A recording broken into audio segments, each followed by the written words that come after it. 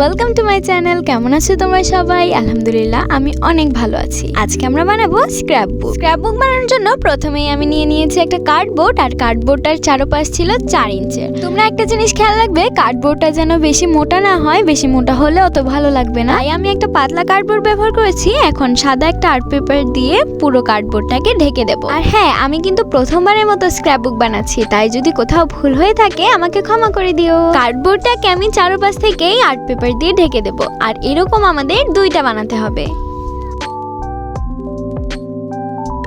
এখন আরেকটা কার্ডবোর্ডের টুকরা নিব, যেটার লম্বা অংশটা হবে 4 ইঞ্চ আর যে ছোট অংশটা সেটা হবে 2 সেন্টিমিটার। একইভাবে এই কার্ডবোর্ডের টুকরোটাকেও সাদা আর্ট পেপার দিয়ে ঢেকে দেব।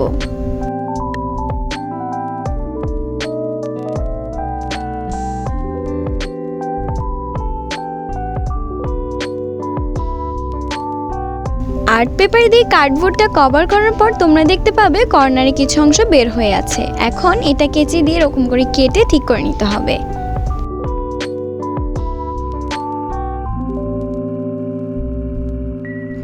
এখন আমরা আগে যে কার্ডবোর্ডের টুকরোগুলো আর্ট পেপার দিয়ে কভার করে রেখেছিলাম, সেই 3টা কার্ডবোর্ড একসাথে এভাবে শক্ত কাগজ দিয়ে জুড়ে দিতে হবে। তোমরা কখনো পাতলা কাগজ দিয়ে স্ক্র্যাপবুক বানানোর চেষ্টা করবে না, কারণ সেটা ছিঁড়ে যাওয়ার সম্ভাবনা থাকে।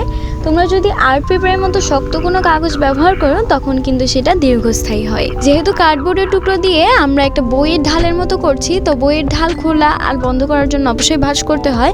তো এটাও সেম, যদি গ্যাপ মেনটেন না করো তাহলে এটা তোমরা ভালোভাবে খুলতেও পারবে না আর বন্ধ করতেও পারবে না। এখন আমি আমার ঢালটা টেস্ট করে নিচ্ছি যে এটা ভালোভাবে ফোল্ড হচ্ছে কিনা। দেখো, একদম ভালোভাবে ফোল্ড হচ্ছে। এখন আমি স্ক্র্যাপবুকের ভিতরের অংশগুলো তৈরি করব, ভিতরে যে পেজগুলো থাকবে সেগুলো তৈরি করব। পেজগুলো আমাদের শক্ত করতে হবে, তাই এখানে আমি খাতার ঢাল ব্যবহার করেছি। এই কাগজটার চারপাশে হচ্ছে 4 ইঞ্চের। এখন ঢালটাকে যে কোনো কালারের কাগজের টুকরো দিয়ে ঢেকে দিতে হবে। এখন তোমরা দেখতে থাকো আমি কিভাবে খাতার ঢালটাকে কভার করছি। ট্রাস্ট মি, প্রথমবার হিসেবে স্ক্র্যাপবুকটা অনেক সুন্দর হয়েছিল। তোমাদের কেমন লেগেছে আমাকে কমেন্ট করে বলতে পারো।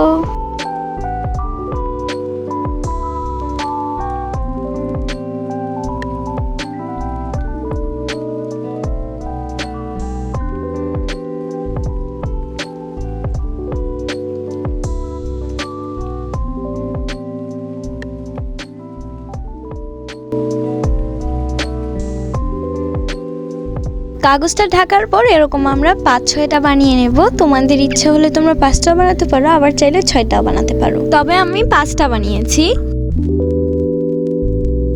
এখন একটা ছোট আর্ট পেপার নিয়ে সেটাকে এরকম আমরা জিগজ্যাগ প্যাটার্নে ভাঁজ করতে থাকবো। আমরা আগে যে ছোটবেলায় পাখা বানাতাম, এরকম একবার এপিট আর একবার ওপিট করে ভাঁজ করে, ঠিক সেরকম। আশা করি তোমরা দেখে বুঝতে পারছো।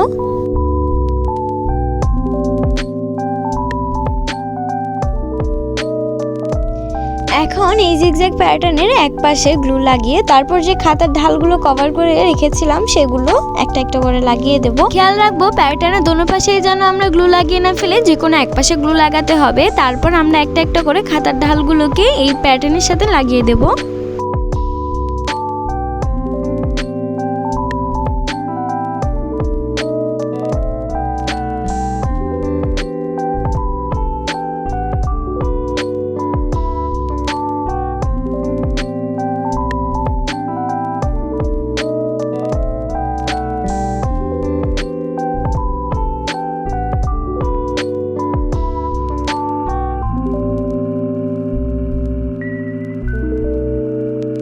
আগে আমি যে ঢালটা বানিয়ে রেখেছি সেটার সাথে এখন পেজগুলো লাগিয়ে দেব।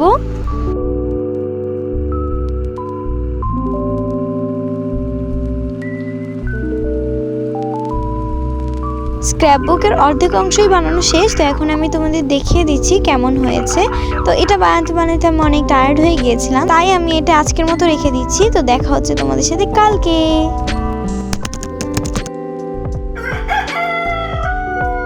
হ্যালো, কেমন আছো তোমরা সবাই? আলহামদুলিল্লাহ আমি অনেক ভালো আছি। তো কালকে আমি এতটুকু বানিয়ে রেখে দিয়েছিলাম। তো আজকে আমি ভিতরে পেজগুলোকে ডিজাইন করব। তো ডিজাইন করার জন্য প্রথমে আমি একটা পিঙ্ক কালারের কাগজের স্ট্রিপ নিয়েছি। এখন স্ট্রিপটাকে আরও ছোট ছোট ভাগে ভাগ করব।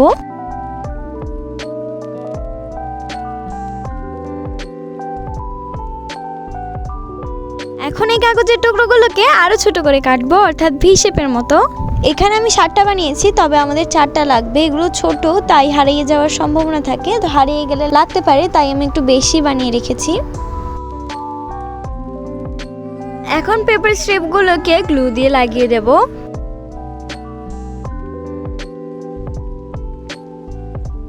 অনেকদিন ধরে আমার বাসায় এরকম একটা ফোন প্রোটেক্টরের প্যাকেট পড়েছিল, তো এখন ভাবলাম এইটাই ইউজ করে ফেলি। তো এটা অনেকটা ফোম শিটের মতো, তোমরা চাইলে ফোম শিটও ব্যবহার করতে পারো। ফোম শিট আর এরকম ফোম যদি কোনোটাই না থাকে তাহলে তোমরা কাগজও ব্যবহার করতে পারো এখানে। এখন এই ফোমটার উপর লাভ লিখে কেটে লাগিয়ে দিলাম। আমি এখানে ফোম নিয়েছি কারণ ফোম নিলে একটু 3D ভাব আসে, তাই। এখন আমি একটা ফ্লাওয়ার বানাবো। তো ফ্লাওয়ার বানানোর জন্য কম্পাসে 1.5 ইঞ্চের মতো ডিস্টেন্স রেখে একটা বৃত্ত এঁকে নেব। তারপর বানানো হয়ে যাওয়ার পর সেম ডিস্টেন্সে আমি প্রথমে একটা পয়েন্ট করলাম, তারপর সেই পয়েন্ট থেকে আবার সামনে আরেকটা পয়েন্ট। তোমরা হয়তো দেখে বুঝতে পারছো কীরকম করে করছি।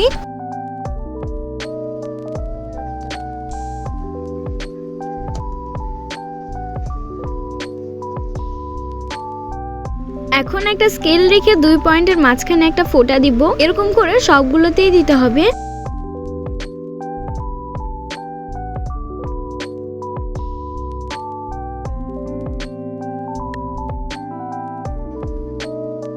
এখন ডট থেকে পয়েন্ট দূরত্ব সমান কতগুলো বৃত্ত আঁকবো, কতগুলো বৃত্ত এঁকে নিব, কিন্তু পুরো একটা বৃত্ত আঁকবো না। আমি না তোমাদের বোঝানোর জন্য কলম দিয়ে এঁকেছি, কিন্তু তোমরা পেন্সিল দিয়ে আঁকবে। আমি পেন্সিল দিয়ে আঁকতে চেয়েছিলাম, পরে দেখছি ভিডিওতে দেখা যাচ্ছে না, তাই আমি আবার কলম দিয়ে এঁকেছি। আঁকা হয়ে যাওয়ার পর এটা কেটে নিতে হবে। 2টা করে পাপড়ি গ্যাপ রেখে স্কেল দিয়ে এরকম ভাঁজ করে নিতে হবে। এরকম করে সবগুলো করতে হবে।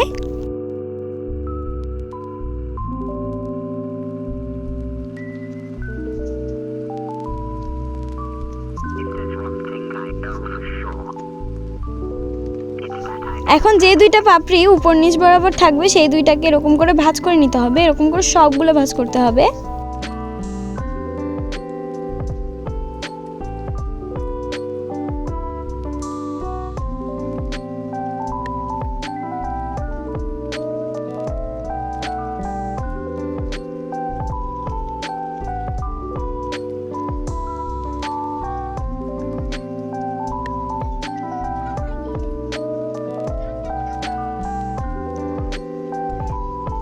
এখন ফুলটা ফার্স্ট পেজে লাগিয়ে দেব। ফুলটার পাপড়িগুলোর উপর সাদা আর্ট পেপার লাগিয়ে দিয়েছি, তারপর 2 পাশে 2টা বাটারফ্লাই লাগিয়ে দিয়েছি। এরপরে আমাদের ফার্স্ট পেজ শেষ। এখন আমরা যাব সেকেন্ড পেজে। প্রথমে আমি একটা পিঙ্ক কালার আর্ট পেপার লাগিয়েছি, তার উপর হোয়াইট কালার একটা আর্ট পেপার দিয়ে পকেটের মতো করে লাগিয়ে দিয়েছি। এখন ছোট একটা কাগজের টুকরোকে এরকম গোল গোল ডিজাইন করে কেটে নিব। খেয়াল রাখবে সাদা আর্ট পেপারের থেকে রঙিন আর্ট পেপার, মানে যেটা এখন আমরা কাটছি, সেটা যেন ছোট হয়। তারপর রঙিন আর্ট পেপারটা সাদা আর্ট পেপারের উপরে লাগিয়ে দিব।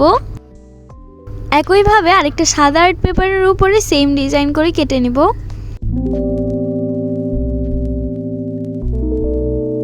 সাদা কাগজটা রঙিন কাগজের উপর লাগিয়ে দেওয়ার পর একটা হার্ট কেটে লাগিয়ে দেব। একইভাবে আমাদের 2টা বানিয়ে নিতে হবে। তারপর আমরা দুটোটা কাগজই পকেটের মধ্যে ঢুকিয়ে দিব। নেক্সট পেজটাতেও আমরা পিঙ্ক কালার আর্ট পেপার রেখে সাইডে সরিয়ে রাখবো। এখন একটা আর্ট পেপারকে ফোল্ড করে চিঠির খামের মতো বানিয়ে নিতে হবে।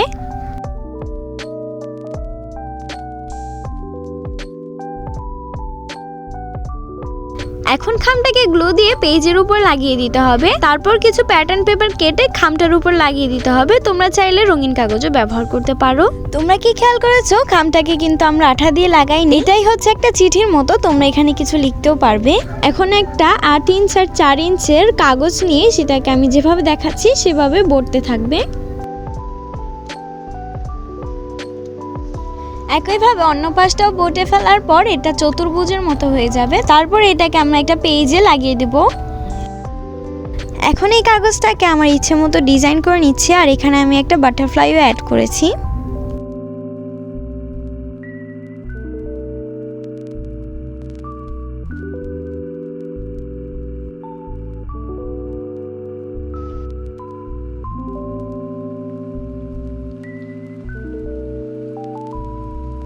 এখন নেক্সট পেজে একটা সাদা কালার আর্ট পেপার লাগাবো আর পিঙ্ক কালার পেপার দিয়ে ফ্রেম বানিয়ে নিব। তোমরা এখানে কোনো ছবি বা কিছু লিখেও দিতে পারো।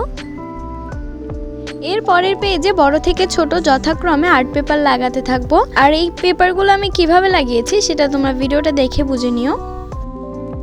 আমি সবগুলো আর্ট পেপারকে এক দিক দিয়ে লাগাইনি, এক এক দিক দিয়ে লাগিয়েছি। তোমরা চাইলে প্রত্যেকটা একই সাইড দিয়ে লাগাতে পারো।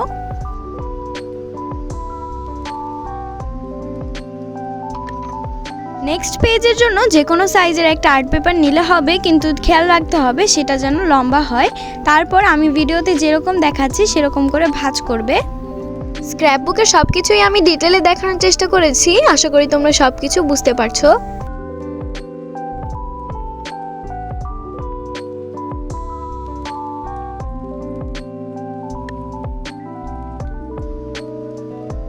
এখন এটাকে নেক্সট পেজে লাগিয়ে দিব। এবার কিছু প্যাটার্ন পেপার দিয়ে ডিজাইন করে নিব। তোমাদের কাছে যদি প্যাটার্ন পেপার না থাকে, গুগল থেকে বিভিন্ন ধরনের ডিজাইনের প্যাটার্ন পেপারের ছবি নিয়ে প্রিন্ট আউট করে নিলেই হয়ে যাবে প্যাটার্ন পেপার। তারপর মাঝখানে দুইটা হার্ট বসিয়ে দিলাম।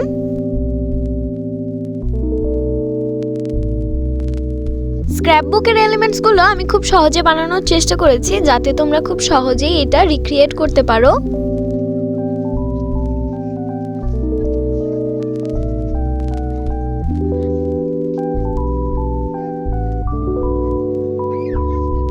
এখন আমি ভিডিওতে যেভাবে দেখাচ্ছি সেভাবে ভাঁজ করে তারপরে এটার উপরে হার্ট এঁকে নিতে হবে।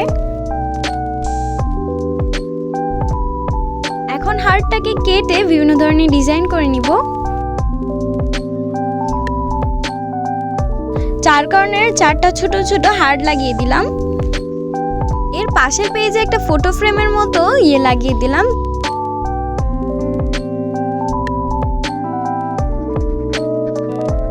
তো এখন স্ক্র্যাপ বুকের ভেতরের পেজগুলো ডিজাইন করা শেষ। এখন শুধু আমরা কভার পেজটা ডিজাইন করব। কভার পেজে আমি একটা প্যাটার্ন পেপার লাগিয়ে দিয়েছি।